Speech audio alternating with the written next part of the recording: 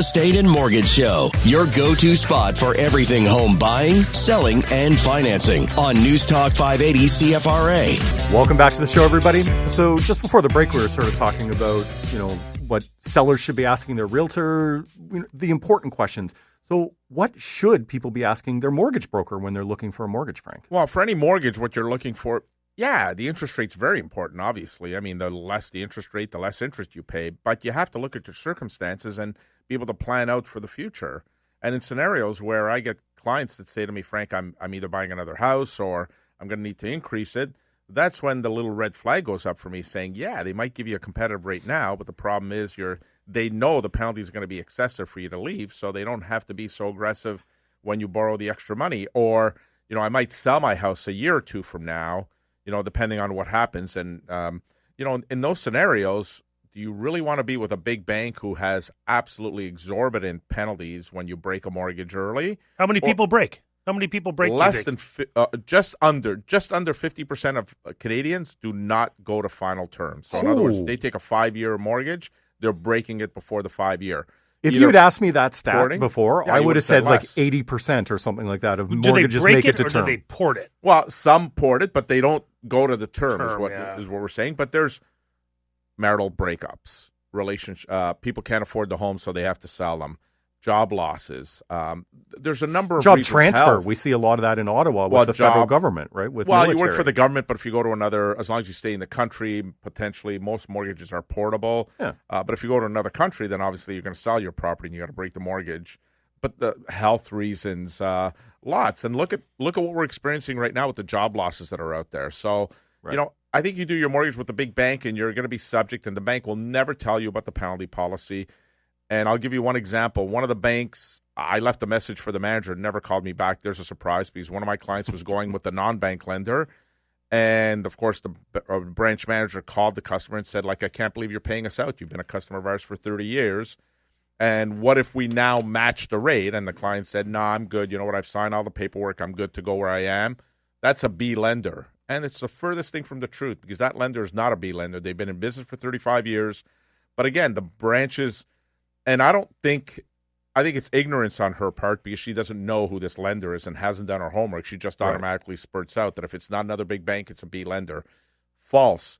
A lot of these non-bank lenders are actually funded by the big banks. So behind the scenes, the big banks are funding them. So they're not B lenders. They're actually better lenders. Their policies, their prepayment privileges, their penalty to break it is way better than the banks, and that's what threatens the banks right now. So it sounds like one of your number one questions we're going for a mortgage should be, what are the penalties if I can't make the term for whatever 100%, reason? 100%. And then there would be no contest. We would never do a mortgage at a bank.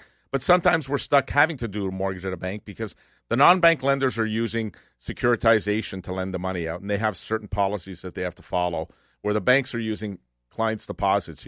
People that have all this money in their bank account and the bank gives them 0%. They're using those funds. That's the securitization. Yes, they're using risk. That's using deposit funds, so their own funds to fund the mortgages. So they can make some exceptions. They can look at some exceptions. So sometimes even mortgage brokers like us, on a refinance, we're better off to go to a big bank than a non-bank lender because the rates are slightly better and sometimes much better. But they have the ability to approve the mortgage where the non-bank lenders don't have the ability to approve the mortgage. So it's different. But, just like in both our businesses, there's some really good mortgage brokers out there and there's some really bad ones. Sometimes the bad ones get a lot of the press. I think in Toronto, probably the same thing happened where 70% of real estate agents didn't do a deal. But the reality is that in life anyway, there's that 80-20 rule or 70-30 rule anyway, where 30% of the best do 70% of the business. Right. And I think there's some great real estate agents in Ottawa for sure. Absolutely. And you know what? Definitely. There's something like 70 or 80,000 realtors in Toronto. So to say 70% didn't do a deal last year, it's still a staggering number. 25,000 did. I don't know what the Ottawa number is, but I feel like we have a very strong realtor pool here in Ottawa. We have some phenomenal realtors. Oh, agreed. Very strong. And listen, the education process now has even got harder and harder, and it's really increased the professionalism of the industry. And you see it. I mean, I don't look at other realtors as my competition. I literally look at them as my allies. I mean, I need them to help sell homes, right? I mean, if we list, last year we listed almost 500 properties, and let's say 80% of the time, I'm relying on another realtor to bring me a buyer. So they're my allies. They're not my competition. I mean, I look at them that way and treat them that way. And so my whole team does. I mean, I'm treating these guys like my help me guys get these homes sold. And without them, and I will help you. And I will help you. But I think the wrong thing is when people are in this competition over who's the best. Well, guess what? We're all the best. And I like to work with other realtors and treat them with professionalism, just like they all treat me with professionalism. So we have a very strong realtor pool here in Ottawa, very proud to be a part of it for sure. I agree with that. After having my own real estate photography business for many, many years, I've met a lot of the agents in Ottawa, and there's some great people for sure. Well, one of your good friends, I'm not going to mention his name, but he's a phenomenal realtor and probably one of my favorite guys in all of real estate. So for sure. Yeah. All right, to the phones we go. We've got Cheryl from Nepean on the phone. Cheryl has a mortgage question for you, Frank. Cheryl, welcome to the show. Oh, good morning, gentlemen. How are you today? Good morning, Cheryl. Cold. Cold, as am I. Good thing the furnace is working overtime. Well, in this studio, all we have is Frank's hot air. So, Also, Paul sits right under the vent. Yeah, I sit right under the vent, so I feel that heat, yeah. Well, that's great, guys. Yeah, long-time listener, first-time caller. And at the end of your show last week, I just caught a reference to deregistering a mortgage. I've paid my son's mortgage off, and the bank, was with BMO. And I'm just wondering, you folks mentioned deregistering it with the city. Is that correct? Nothing with the was province. At the bank. The registration's done through provincial, but what happens is, when did you pay it off? Has it been a while or recently? Beginning of December. Yeah, okay, so it's recent. Generally, they probably haven't sent you discharge documents yet. Generally, it's 2 or 3 months before they do it. But what they'll do is they'll send your son. And by the way, if you're looking to adopt someone, yeah, I was going to say the same thing. I'm game too. Yeah, but what they're going to do is they're going to send paperwork that basically says that the mortgage is paid off, and they charge $300-400 for this, and you may have paid it already. But they send you these documents, and what happens is they give you the impression that they've discharged the mortgage, but they haven't. They discharged it internally in their system, but they haven't discharged it with the province of Ontario. So one of two things that you could do. You can either take that document to the provincial registry office. And which is where? Here on Elgin Street. Okay. And I think it's about $75 or $85 where you can actually get it deregistered. You have to show them proof that you paid off the mortgage for them to pull it off, to pull the mortgage off. So either that, or you leave it the way it is. You hang on to those documents, and when the house is sold at that point, make sure you give the lawyer those documents just to show that it is actually paid off, and therefore the lawyer will discharge it on your behalf. Oh, okay. So the lawyer, perfect. No, again, that was good information at the end. And again, I'm in my own home in Craig Henry here, and can't remember all those years ago. Our mortgage was paid off. And as I say, well, a lot of people, honestly, a lot of people have no idea that the bank doesn't discharge it. So I've had clients call me that paid off their mortgage 25 years ago, and they don't have the paperwork from 25 years ago. Then in some cases, if you remember, there were a lot of like Royal Trust got purchased by Royal Banks, or Royal Bank couldn't find it on their system because it wasn't a Royal Bank mortgage; it was a Royal Trust mortgage. But in many cases, the lawyers can solve it anyway. But it's good to keep, especially now with technology. I mean, 25 years ago we didn't have the technology. Today you can scan it somewhere, keep it in your email so that you always have it forever. You know what, Cheryl? I missed what you and Frank were talking there because I was actually on the phone with my mom asking her why she hasn't paid off my mortgage yet. So I have a number of mortgages. You don't have to pay them all off, but just one would be really, really helpful if that's okay with you. I heard you asking her, Mom, are you listening? I want you to listen to the show. I want you to listen to this, Mom, and listen to it now. Well, that's great. Well, no, I feel better now thinking because, again, I'm on my own with this and not sure what's going on. So my son passed, unfortunately. That's why. I'm so sorry to hear that. Oh, God. Yeah. Okay. So thank you for calling and being a long-time listener, and don't be shy to call again. Okay. Thanks so much, guys. Thanks so much, Cheryl. Oh, I can see that's fresh. That was a tough one. Tough situation. Yeah. That hits home. Hits home. Oh. Condolences, Cheryl. We're Yes. really thinking about that. That's terrible. Wow. Oh. So, Frank, is it better to chase down the registry office or just let the lawyer handle it at the sale of the house? But you have to wait till the sale, though. Well, yeah. On the sale, the lawyer will just have the documentation ready in case, they reach out to the bank and the bank doesn't give them the documentation. You'll have something to show that you paid it off. Right. Are there any issues with not doing that? Like, let's say I'm not going to sell my house for 20 years. Would I be susceptible to fraud? Yeah. You are susceptible to fraud, and that's what I was going to say to Cheryl. Sometimes it's better off not to deregister, just hang on to the documents, because the crooks that are out that are looking to commit mortgage fraud are looking for homes that have no mortgages on them, so they're free and clear. So they actually specifically look for a home that has no registrations on it.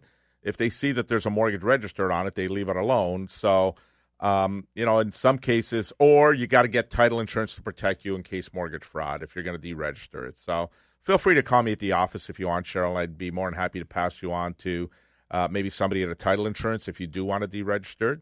But if you don't have to deregister it, don't. Just leave it and hang on to the documents.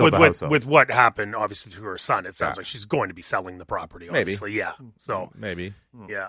So. But that's always, you do hear about the mortgage fraud. Now, it happens more in Toronto than it does here in Ottawa, but I've always been told, like, you do not deregister your mortgage just in case, someone can easily get, stolen identity and pose as the homeowner and take out money against the house and funds and that. And it's not, it's hard once that happens. I mean, I'm fortunate I've never heard of it happening to anyone I know, but it's if that does happen, it's very, very, I'm assuming would be very time consuming and painful trying to undo it and rectify what really happened. If you have title insurance, you're protected. So anyone that buys a house, as you know, when they go to lawyers, the lawyer puts title insurance on there. And, some people balk at the fact that it gets $300-$400. They balk, oh my God, I got to spend another $300-$400. But they have no idea how much it protects them. And I know that these crooks are very, very smart. They know how to get into systems. They know how to figure things out. For a while, they were doing it through Airbnb. So they would go and they would rent a house, or through Verbo. They would rent a house for a month, pretend like they own it, right? If they see that it's free and clear. And re-rent it. Not re-rent it, but sell, like get a mortgage on it because they're living in the home. Yeah. So they're authorizing the appraiser to come in. They've done fake ID with that person's name because they get the landlord's name. It's incredible to the depths that they will go to steal money. So. And title insurance, keep in mind, title insurance, I would assume 100% of lawyers do it automatically now. If they don't, it should be automatic, and I believe they do. You're right, it's about $350 to $400 for that title insurance. But one thing you don't realize is lawyers, if they don't do title insurance, they have to do a bunch of other searches that cost money. So, in fact, you're actually saving money getting that title insurance. It not only protects you, but it also prevents the lawyers from having to do extra searches. Well, every time they do a search, they're charging you for that search. Cha-ching. Yeah. So now I think there's 3 or 4 searches. Don't quote me on that number because I'm not a lawyer, but there's 3 or 4 searches they don't have to do now because they automatically get title insurance. So it's a great protector, and it also does save you some money. So it's well worth getting. And if you're using a lawyer that gives you the option, which I don't know any lawyers that do that anymore, usually it's just done, make sure you get title insurance. See, Paul, your mom will remember this because... my mom, who doesn't pay off my home for me? Correct, but she's in real estate for how long, your mom? Oh, God, my mom, I'm 21 years. My mom's got to be, 40, 50 years. So I'm 40 years in finance, and I remember when we did mortgages at the bank back in the 80s, you'd have to get a survey. Right. There was no title insurance. So, you'd buy a $50,000 house, you'd put your down payment, and then you'd have to spend $1,000 on a survey. Like, that was hefty, but you couldn't avoid it. You couldn't get a mortgage without a survey. So today, it's a fraction of the amount, and what it covers is significantly more. And lawyers will tell you, real estate agents that have been in the business for a long time will tell you, this is way better than what the alternative was before. I think my mom is definitely not paying off my mortgage now. I kind of gave away how long she's been in real estate. Maybe they can do some math and figure out her age. And she doesn't look her age. That's the best part about it. She does not. No. Yeah. What's funny is my mom's killing it with videos right now. She's doing some videos, and she sounds great on them. Sounds absolutely wonderful. Not AI, though, like you, right? Yeah. Well, so Greg's trying to do AI, but he can't find AI to make me as handsome as I am in live in person, Frank. So that's the problem. Well, because for you, it's AU, artificial unintelligence. So. Here we go. Oh, perfect time for a break. Listen, folks, if you have a question, head over to realestateandmortgageshow.com, send it there, or give us a call, 521-TALK, 521-8255. We'll be right back. Welcome back to the show, everybody. Right to the phones we go. We got Justin in Ottawa who has a real estate question. Justin, welcome to the show. Justin, you there? Yeah, hi there. How are you? Yeah, great, thanks. Thanks for taking my call. So can I just go ahead with my question? Absolutely, yeah.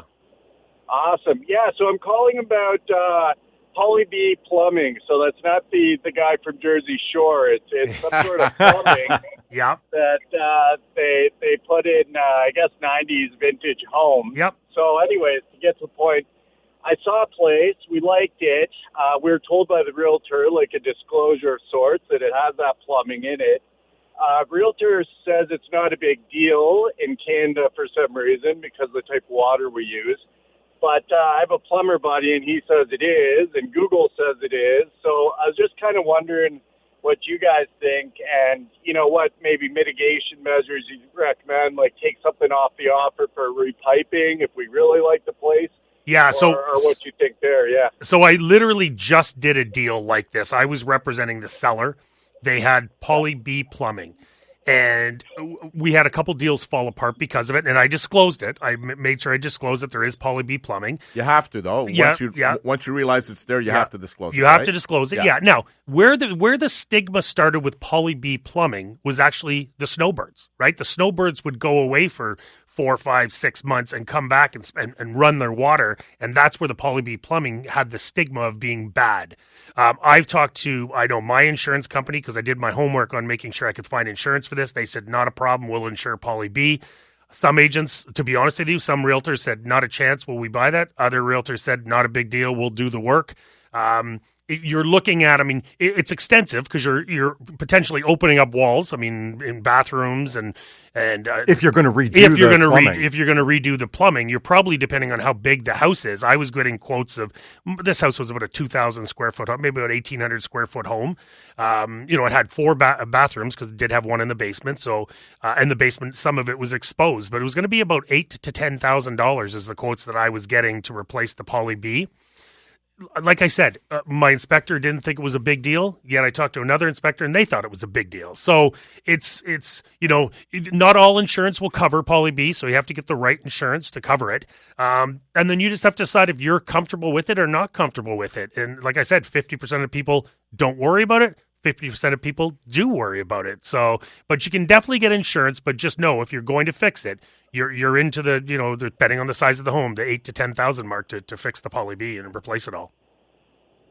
Okay, thanks for that. And I suppose, like resale, it's almost like living beside power lines or something. If people fear it, whether it's real or not, it might affect your resale, eh? 100%. You know what I mean? There's, like I said, 50% of people won't care and 50% of people will care. So yeah, there is a stigma definitely with the Poly B, but you're right. It's like being by a power line. You probably get more radiation from a microwave than you do from those power lines, yet people still think they're power lines, right? So yeah. So, I mean, if you are going to buy the house, I would probably think that you might want to replace it down the road. But you would probably want to take some money off the price because you are potentially going to have to do that work yourself.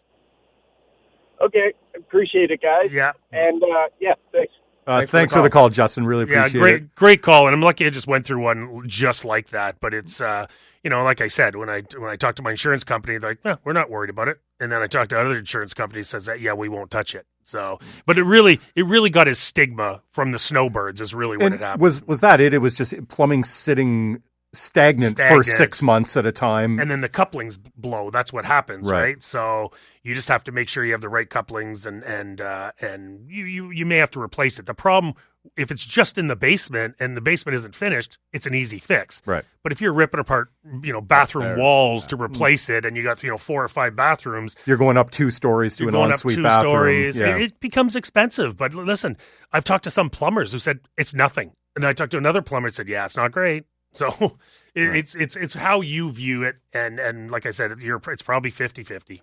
You have to measure your own comfort factor with it. Exactly. The two risks would be, like, from a financing standpoint, you got to make sure you get insurance because you can't get financing without having house insurance. So you got to make sure that, and are you seeing more, Paul? Curiosity. Listen, the 2 big clauses that are in a purchase agreement are financing and home inspection. Yep.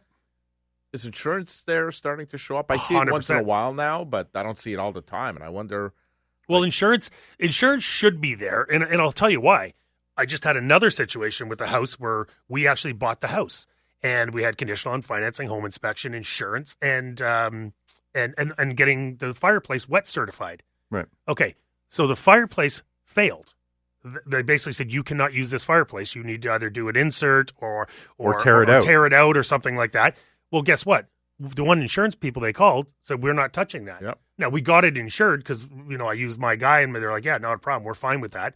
Just don't use the fireplace. But if I didn't have an insurance clause in there and all the insurance people were basically like, no, we're not touching it, we got a problem. Yeah, you got to squash that deal. You got to squash that deal. So it's worth putting it in. You might as well get, listen, 99% of homes are fine. Insurance is just normal because you can get it. But, what about that little sliver of a percent? You might as well protect yourself. Listen, the home inspection is critical. I'll tell you, I had clients that they bought this house, and within 20 minutes of being in this house, the home inspector found 2 or 3 serious flaws and actually saved the client about $500, did it for $300. Normally a home inspection is $700-800. Stopped it and said, listen, I can continue going, but these flaws are major flaws in your house. We can continue with this if you want. I'm happy to do it, but I think you should be backing out of this deal because you're talking $40,000-50,000 worth of work already. Well, what a home inspection? What's the value of a home inspector? First of all, you walk through the house with the agent, and you notice certain flaws about the house. You hire a home inspector because you want to look for things, their expertise about things you can't see. Right. Insulation, foundations, electrical, all that kind of stuff is why you're moisture behind the walls. Yeah. Is there any mold? Like everyone can see, okay, yeah, the shingles are curling. Sure, they're old. Yeah. But a home inspection really is like having a specialist and not just a GP doctor. It's a specialist who goes through this home. And a licensed one that has E&O. That's the most critical thing you want to ask is, do you have E&O? Because if they make a mistake, they're human. They make mistakes. At least you're covered by their mistake. Yep. So that's the key. All right.